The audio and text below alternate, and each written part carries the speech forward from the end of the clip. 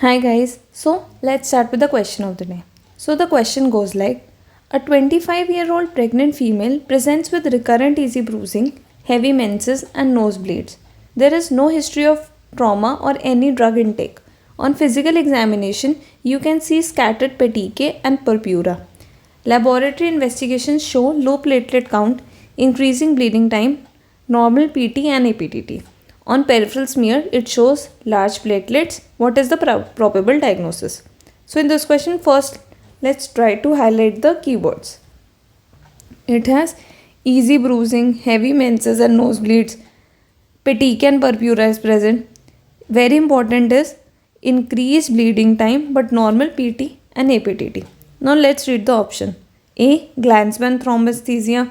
B. ITP, immune thrombocytopenic purpura. C. HELP syndrome. And D. Von Willebrand disease.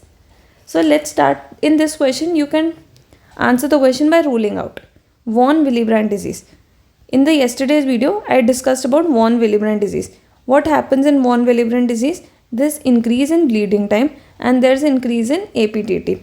Both are increased. APTT play table tennis outside. Table tennis is played inside. So it will check your intrinsic factor. Factor 8 is checked. But here in the question it is given there is normal APTT. So D cannot be the answer. So I have seen and I made this mistake myself also. Whenever I used to see pregnant female with low platelet count, I used to mark it as HELP syndrome. No. So now first let us learn what happens in HELP syndrome. From H you have hemolysis, from EL you have elevated liver enzymes, and from LP you have low platelet count. In this question, yes, there is a pregnant female who has low platelet count, but there is no mention of any hemolysis or elevated liver enzyme.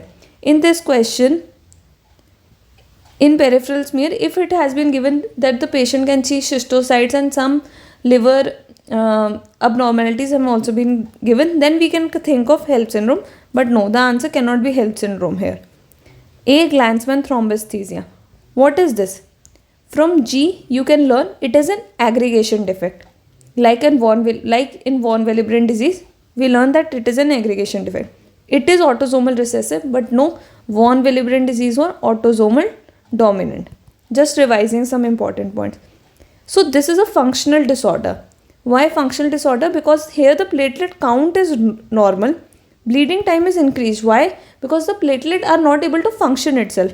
Why? Because there is decreased GP2B and 3A. So decreased platelet to platelet aggregation and defective platelet plug formation. But here, very important, Ristocene test is normal. I yesterday discussed this. Ristocene test is abnormal in two diseases. One is von Willebrand disease and second one is Bernard-Solier syndrome. In Bernard-Solier, from B I have told you to learn it has big platelets. So Bernard-Solier and Glanzmann, these both are functional disorders in which the platelet counts are normal but there is still increase in bleeding time. So now the option left is immune thrombocytopenic purpura. So let's study about this. What happens in ITP? So ITP, it is a quantitative bleeding disorder. That means that the platelet counts are reduced. It is type 2 hypersensitivity reaction. Type 2 hypersensitivity reaction. It is caused by antibodies against the platelet membrane glycoproteins like GP1B9 and GP2B3A. So there are two types of ITP, acute ITP and chronic. Acute occurs in children and it is preceded usually by a viral infection which can be caused by CMV, EBV, rubella. Platelet count is less than 50,000. It usually resolves within 6 months and nothing needs to be done. It is self-limiting. In chronic ITP means it occurs in usually adults. There is no history of any viral infection. Platelet count is very, very low and it takes more than 6 months to resolve and we have to give treatment. Treatment we will learn. In lab diagnosis, first in CBC, what you will see that the platelet count is reduced. In peripheral smear, the megakaryocytes, there means that the platelet size has increased. Giant platelets are present. This positive Coombs test is also there. And there is increase in bleeding time as you all know. But then there will be normal APTT and PT. So in treatment, what you have to do? You have to give IV steroids. And if the disease is progressing, you give IVIG. Overall, it is the best. And you can also do elective splenectomy done in chronic ITP and hereditary spherocytosis. And what before splenectomy? This is a PYQ. Which vaccines you have to give? You have to give vaccines against H influenza, pneumococcal, and meningococcal. And there is no role of any platelet transfusion. Why? Because even if we give platelets, there are antibodies which will again act on those platelets, and those platelets will be of no use. And if there for some reason you cannot do splenectomy, what you can give? We can give drugs like romiplastim. In pharma, you should try to derive the mechanism of action by the names only. Plostim. From PL, you can learn it is platelet stimulator. It can be given in acute and chronic ITP. L-thrombopan. Thrombocytopenia, the platelet count is reduced. So it will increase platelet. From GA, gain. So increase in platelet. What are the features which are against the diagnosis of ITP?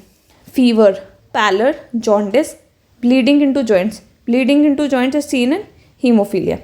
And splenomegaly, very important. Whenever the patient says the patient has splenomegaly, or you examine and patient has splenomegaly, the answer can never be ITP. ITP, it is a diagnosis of exclusion. So in this question, what happens?